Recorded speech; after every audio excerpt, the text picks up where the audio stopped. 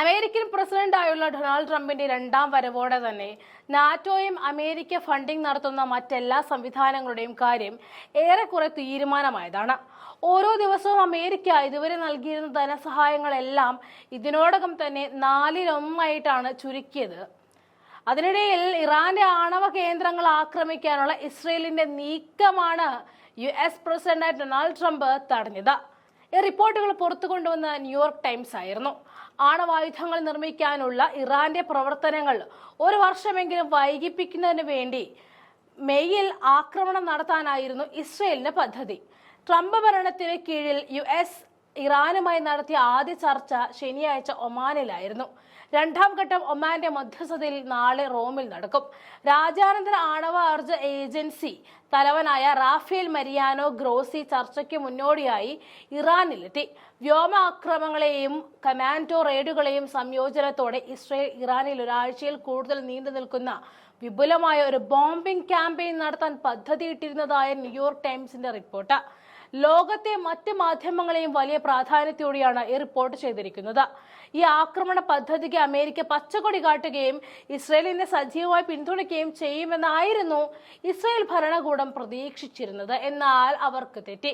ഉന്നത സൈനിക ഉദ്യോഗസ്ഥരുമായുള്ള CIA ഉദ്യോഗസ്ഥരും നടത്തിയ ചർച്ചയ്ക്കൊടുവിൽ ട്രംപ് പദ്ധതി അനുമതി നിഷേധിക്കുകയാണ് ഉണ്ടായത്.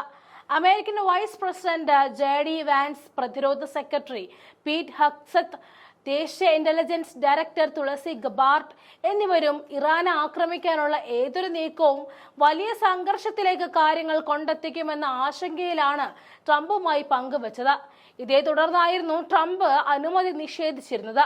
അമേരിക്കൻ അനുമതിയില്ലാതെ ഒരിക്കലും ഇസ്രയേലിന് ഇറാനെ ആക്രമിക്കാൻ കഴിയുകയില്ല. ഇറാനിൽ വെച്ച് ഹമാസ് മേധാവിയെ രഹസ്യ ഓപ്പറേഷനിലൂടെ കൊലപ്പെടുത്തിയ ഇസ്രയേൽ നടപടിക്കെതിരെ വൻ മിസൈൽ ആക്രമണമാണ് ഇറാൻ നടത്തിയിരിക്കുന്നത്.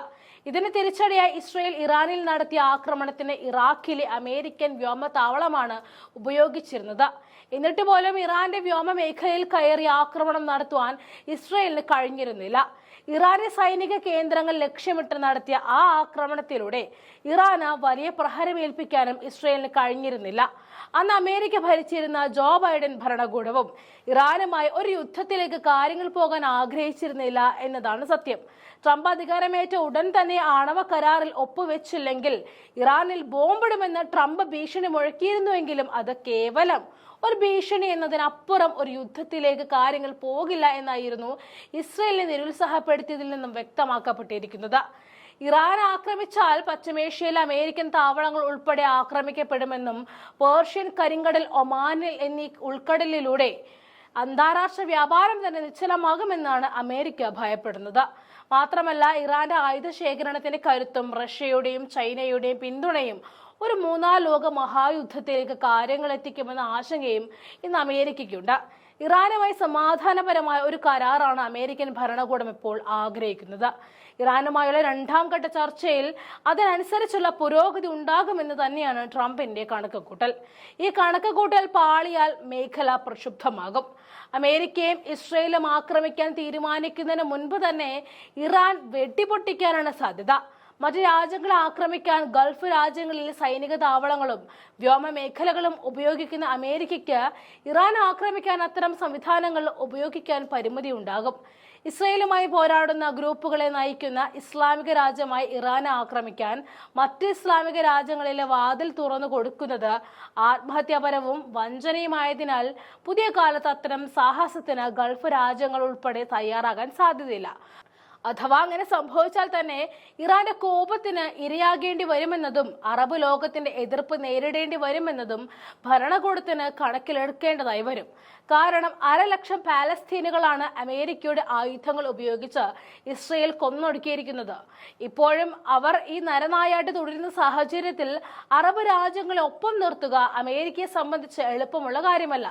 റഷ്യയുടെ നിലപാടും അറബ് രാജ്യങ്ങൾ മുഖവിലക്കെടുക്കേണ്ടതായി വരും. റഷ്യയുമായി നിരന്തരം ആശയവിനിമയം നടത്തി വരുന്ന ഇറാൻ റഷ്യൻ പ്രസിഡന്റ് വ്ളാഡിമിർ പുടിന്റെ നിർദ്ദേശത്തിനനുസരിച്ചായിരിക്കും ഇനി നിലപാടുകൾ വ്യക്തമാക്കാൻ പോകുന്നത് എന്നാണ് അന്താരാഷ്ട്ര മാധ്യമങ്ങളും ഇപ്പോൾ റിപ്പോർട്ട് ചെയ്തു വരുന്നത്.